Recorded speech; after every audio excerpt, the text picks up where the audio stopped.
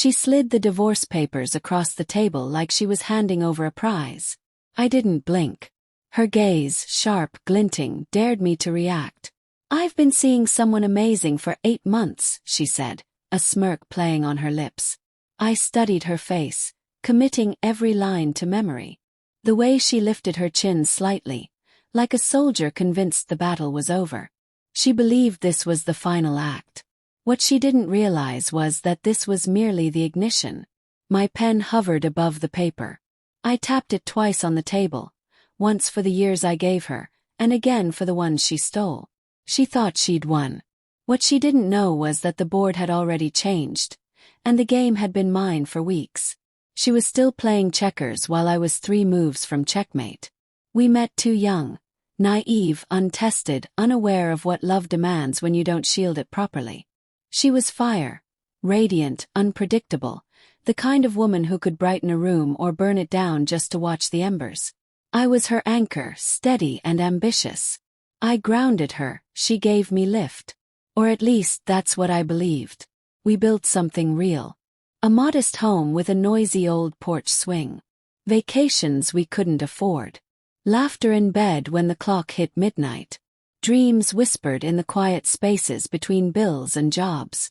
Then things shifted. She stopped laughing at my jokes. Her phone buzzed more than usual, but her smile stopped reaching her eyes. I noticed the late nights. A newfound obsession with the gym. Passwords changed. Kisses that grew shorter. A man knows, not from the loud moments, but from the absence in the small ones. When she brushed past me and no longer reached for my hand. When we turned into I didn't confront her. I observed. I listened. Betrayal doesn't knock, it seeps in. What shattered the illusion was a hotel receipt, tucked carelessly into her jacket pocket. I opened it slowly. Room 314. 2 nights. 2 guests. No doubts. My hands didn't tremble. My heart didn't race. I simply disconnected.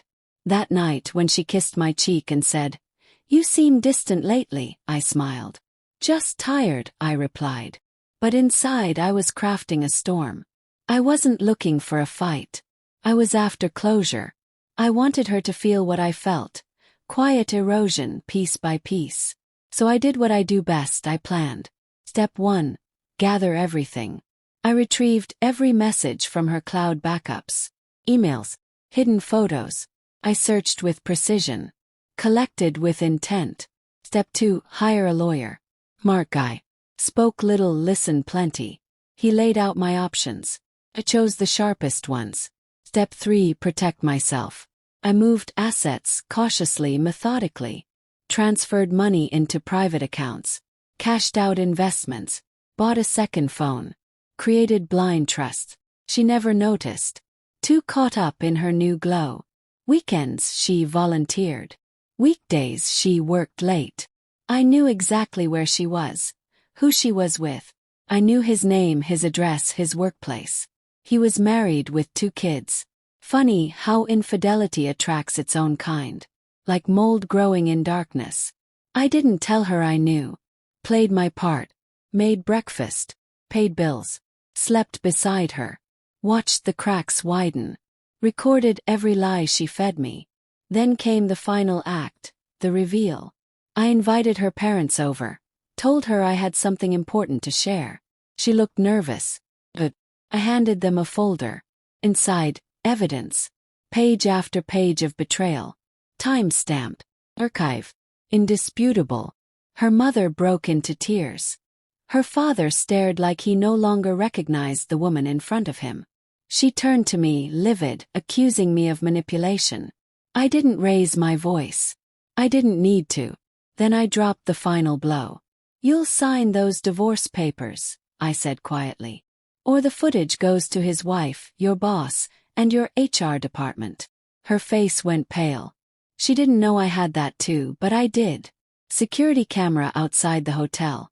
Her voice, his face. Proof. To sign. 2 weeks later she came back to the house. Said she was sorry. Said he'd left her. I just looked at her. She was unraveling. "You planned this," she said.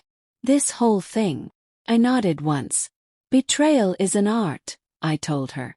But so is revenge. Then I closed the door. Now I sit alone on that same old porch swing. But I'm lighter. I sip my coffee as the morning sun casts gold across the driveway.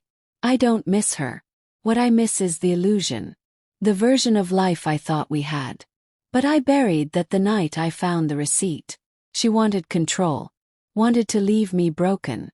Instead, I walked away with everything: house, finances, dignity. She walked away with ashes. And that smirk. It was the last lie she ever told.